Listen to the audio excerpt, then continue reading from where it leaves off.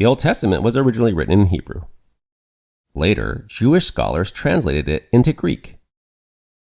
Among the ancient copies of the Old Testament, Greek translations generally included more books than the Hebrew translations.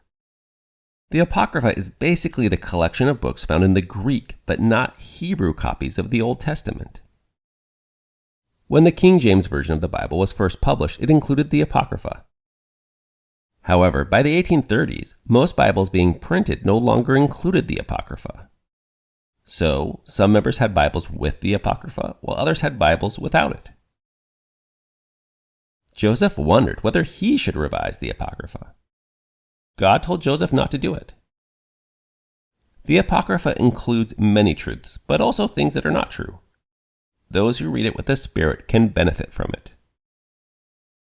Around this time, Joseph set up the School of the Prophets to educate church leaders.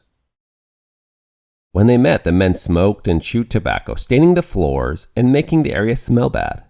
Emma Smith was worried about this. When Joseph asked God about this, he received the word of wisdom. The word of wisdom tells us to care for our bodies by eating good things and avoiding things like alcohol and tobacco. God promises health, wisdom, and knowledge if we do so. Also, God gave the first presidency power to direct his work. We should follow their counsel. Section 90 also gave specific directions to several individuals. Some people were told to stay in place, and Joseph Smith Sr. was encouraged to not do too much. Others were called out and told to repent. Vienna Jax was called to go to Zion. God asked her to donate extra money to the church.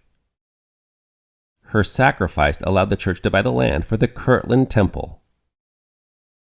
This is an example of how God is willing to guide individuals, including us if we listen.